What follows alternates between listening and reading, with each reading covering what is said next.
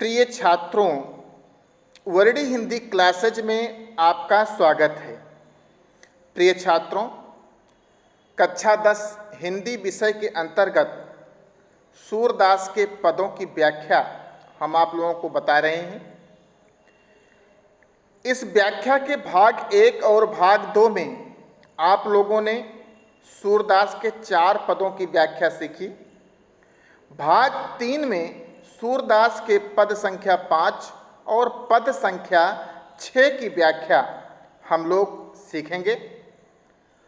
पहले के पदों की व्याख्या अगर आप लोगों ने उसकी वीडियो न देखी हो तो वीडियो के डिस्क्रिप्शन में दिए गए लिंक पर जाकर उस पर क्लिक करके आप प्रारंभिक 2 भागों की वीडियो देख सकते हैं। तो चलिए पद संख्या 5 की तरफ। बहुत ही सुंदर मनमोहक पद है। श्री कृष्ण भगवान गायों को चराने के लिए हठ किया था। माता ने उन्हें बालकों के साथ भेज दिया, किंतु वन में बालक जो श्री कृष्ण से बड़े थे, जो ग्वाल बाल श्री कृष्ण से बड़े थे, उन्होंने श्री कृष्ण को बहुत परेशान किया। खुद तो बैठे रहे और बार बार गायों को हाँकने के लिए श्री कृष्ण को ही भेजते रहे। इस पद में श्री कृष्ण ने माँ यशोदा से उन्हीं ग्वाल बालों की शिकायत की है। श्री कृष्ण क्या कहते हैं? पहले पद में तो उन्होंने कहा था इसके पहले कि मैया अब मैं गाय चराने जाऊंगा। अब इसमें कह रहे हैं कि मैं गाय चराने नहीं जाऊंगा।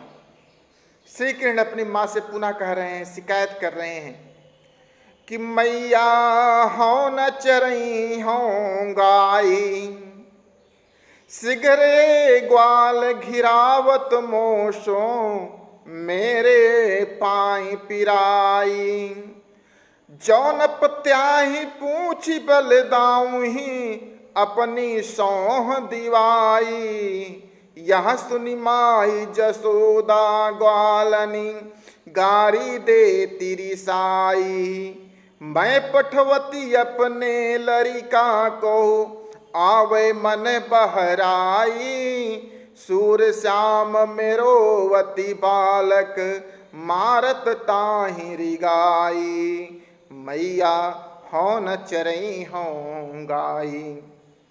प्रिय विद्यार्थियों, सूरदास का वात्सल्य वर्णन बहुत ही मधुर है। यह पद ब्रज भाषा में लिखा गया है। वात्सल्य रस है, माधुर्य गुण से संपन्न है। तो चलिए इसकी व्याख्या करते हैं और इसकी मधुरता का आनंद उठाते हैं। व्याख्या करने के पहले आप लोग इसका संदर्भ लिख सकते हैं कि प्रस्तुत काव्य पुष्प, हम पद्यांश को यहाँ पर काव्य पुष्प लिखेंगे। प्रस्तुत काव्य पुष्प हमारी काव्य वाटिका हिंदी में संकलित काव्य वृक्ष सूरसागर के वात्सल्य के पद नामक तरु से चुना गया है। इसके वनमाली हिंदी साहित्य में सूर्य की उपमा से विभूषित सूरदास जी हैं। अब इसका संदर्भ लिख लेने के बाद हम इसके व्याख्या की तरफ चलते हैं और इसकी व्याख्या सीखते हैं। श्री कृष्ण अपनी माँ से जिद कर रहे हैं, शिकायत कर रहे हैं कि मैया हो न चरई हो गाई। हे माता, हो न चरई हो गाई। हो का अर्थ यहाँ पर मैं। अब मैं गाय चराने नहीं जाऊंगा। क्यों नहीं जाऊंगा? क्योंकि सिगरे ग्वाल घिरावत मोशो, सारे ग्वाल बाल तो बैठे रहते हैं, लेकिन मुझसे सारे ग्वाल बाल गायों को खिरवाते हैं। मेरे पाय पिराई, जिससे मेरे पैर में दर्द होने लगता है, मेरा पैर दुखने लगता है।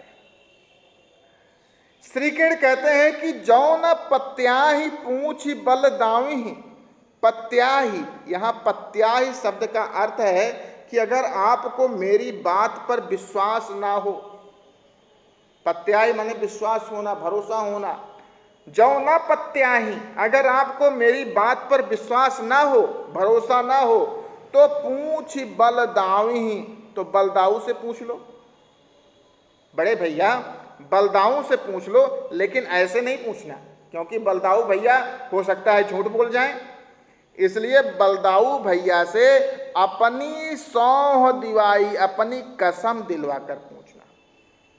तुम्हारी कसम अगर वो खा लेंगे तो झूठ नहीं बोलेंगे, नहीं तो झूठ बोलेंगे कि नहीं हमने कुछ नहीं किया, गोपी ग्वाल बालों ने कुछ नहीं किया, ये तो झूठ बोल रहा है। तो जौ न पत्याही, हे माता, अगर मेरी बात पर तुम्हें भरोसा ना हो तो बड़े भैया बलदाऊ से पूछ लो, लेकिन वो भी झूठ बोल सकते हैं। इसलिए अपनी सौंह दिवाई, अपनी सौगंध दिवाकर, सौंह का अर्थ सौगंध या कसम, अपनी कसम दिलाकर पूछना, जिससे मैं सच सच बताऊं। यह सुनी माई जसोदा ग्वालिनी गारी देत रिसाई।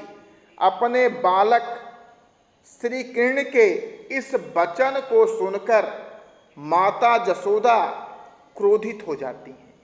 रिसाई, रिसाई का अर्थ हुआ क्रोधित होना।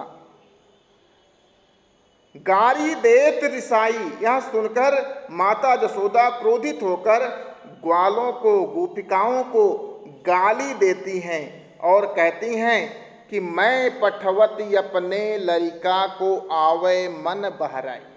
मैं अपने लड़िका, लड़िका का अर्थ क्या हुआ यहाँ पर? पुत्र। मैं अपने पुत्र बालक कृष्ण को गाय चराने के लिए इसलिए ग्वाल वालों के साथ भेजती हूँ कि आवे मन बहराई, थोड़ा घूम फिर लेगा और उसका मन बहल जाएगा।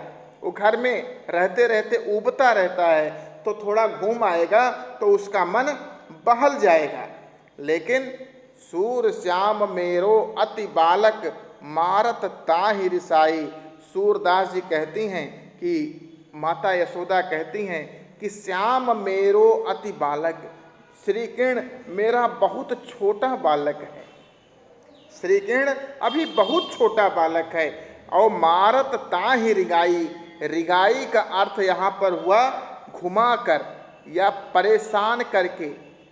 मारत ताहि रुगाई, एक ग्वाले उसे घुमा घुमा कर मार डाल देंगे, परेशान कर डालेंगे, उसका पैर इतना अधिक दर्द कर रहा है। तो प्रिय छात्रों, यह सूरदास के 5वें पद की व्याख्या हुई। अब हम चलते हैं 6ठे पद की तरफ। 6ठा पद भी बड़ा मनमोहक है। श्री कृष्ण थोड़े और बड़े हो गए, गायों को चराने जाते हैं, किसी पेड़ के नीचे बैठकर अपनी मुरली बजाने लगते हैं। उनकी उस मुरली की ध्वनि को सुनकर सभी पशु पक्षी ग्वाल बाल तो उनके नज़दीक आकर बैठते हैं, सुनते हैं। लेकिन उस मुरली के पीछे इतने ज़्यादा वे प्रेम करने लगते हैं, मुरली से अपनी इतने ज़्यादा प्रेम करने लगते हैं कि गोपियाँ समझती हैं कि इस मुरली ने तो श्री कृष्ण को हमसे जैसे छीन लिया हो। श्री कृष्ण तो अब हम गोपियों से तो अधिक वार्तालाप ही नहीं करते, हमेशा अपनी मुरली और उसको बजाने, उसकी धुन के पीछे ही लगे रहते हैं। अब हम लोग ऐसा महसूस करती हैं कि जैसे श्री कृष्ण के बिना अकेली सी हो गई। इसलिए एक गोपिका अपनी दूसरी सखी गोपिका को सलाह क्या दे रही है कि सखीरी मुरली ली जय चोरी, सखीरी मुरली ली जय चोरी, जिन गोपाल कीन्हे अपने बस, प्रीति सबन की तोरी, सखीरी मुरली ली लीजय चोरी। छिनैक घर भीतर निसि बासर, धरत न कबहू छोरी। कबहू कर कबहू अधरन कटि, कबहू खोसत जोरी। सखी रे मुरली लीजय चोरी। ना जानो कछु मेली मोहिनी, ना जानो कछु मेली मोहिनी। राखे अंग अंग भोर, सूरदास प्रभु को मन सजनी। बांधो राग की डोरी, सखीरी मुरली लीजय चोरी। बहुत ही सुंदर गेय पद है, बहुत ही सुंदरता से इसको गाया जा सकता है और उतनी ही सुंदरता इसके अर्थ में छुपी हुई है। भाषा ब्रज भाषा है, रस श्रृंगार रस है, माधुर्य गुण से संपन्न है, अनुप्रास और श्लेष अलंकारों से परिपूर्ण इस पद की व्याख्या हम लोग सीखते हैं।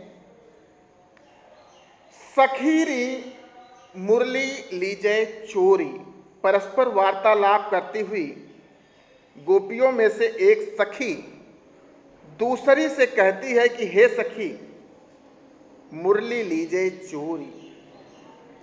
इस मुरली को हम लोगों के द्वारा चुरा लेना चाहिए।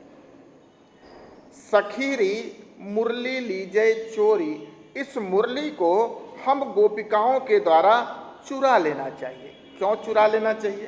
कारण क्या है? किसी चीज को चुराने का कोई कारण होता है, तो गोपियों के लिए क्या कारण है? तो गोपियां कहती हैं कि जिन गोपाल कीन्हे अपने बस, जिन गोपाल कीन्हे अपने बस। इस मुरली ने गोपाल को, श्री कृष्ण को अपने बस में, अपने अधिकार में कर लिया है। और कैसे? प्रीति सबन की तोरी। किसकी? प्रीति सबन की, हम सब गोपिकाओं की प्रीति को, प्रेम को इसने तोड़ डाला है। अन्य सभी प्रेम संबंधों को तोड़कर, समाप्त करके इस मुरली ने श्री कृष्ण को अपने अधिकार में कर लिया है। इसलिए हे सखी, इस मुरली को हम लोगों को क्या करना चाहिए? चुरा लेना चाहिए। यह मुरली श्री कृष्ण की इतनी प्रिय हो गई है कि छिन एक घर भीतर निसि बासर, धरत न कबहू छोरी। एक छिन के लिए, एक क्षण के लिए, छिन का अर्थ हुआ क्षण, एक पल के लिए भी श्री कृष्ण को यह मुरली इतनी प्यारी लगती है कि एक पल के लिए ना तो घर के बाहर और ना तो घर के भीतर, ना तो निसी अर्थात रात में और ना तो बासर अर्थात दिन में, धरत न कबहू छोड़े, अपने हाथ से छोड़ के इसे रखते ही नहीं हैं। यह मुरली श्री कृष्ण के लिए इतनी प्यारी हो गई है कि वह इसे रात दिन हर समय अपने से अलग करते ही नहीं हैं। यह क्षण भर के लिए भी यह मुरली ना तो घर में अथवा ना तो बाहर कभी नहीं छोड़ते, उसे अपने साथ ही रखते हैं। कबहू कर, सूरदास जी कहते हैं कि कबहू कर कबहू अधरनी कटि, कबहू खोसत जोरी। यह मुरली एक क्षण के लिए श्री कृष्ण के से अलग नहीं होती। कबहू कर, कर का अर्थ क्या होता है? हाथ। कभी तो श्री कृष्ण उसे अपने हाथ में ले लेते हैं। कबहू अधर, कभी बजाने के लिए अपनी ओंठों पर रखते हैं। कबहू कटी, और कभी अपनी कमर में जो पीतांबर वस्त्र पहने हुए हैं तो उस पीतांबर वस्त्र में खोसत जोरी, उस पीतांबर वस्त्र में खोस लेते हैं, लगा लेते हैं। ना जानो कछु मेली मोहिनी, मोहिनी का अर्थ हुआ यहाँ पर जादू। पता नहीं, जैसे लगता है कि इस मुरली ने श्री कृष्ण के ऊपर कोई जादू, मेल माने कर दिया है, जैसे श्री कृष्ण के ऊपर इस मुरली ने कोई जादू कर दिया हो। और राखे अंग अंग भोरी, भोरी का अर्थ है भुलावा देना, जिससे श्री कृष्ण के अंग अंग को भुलावे में डाल दिया है। शायद इस मुरली ने श्री कृष्ण पर कोई जादू करके उनके एक एक अंग को भुलावे में डाल दिया है।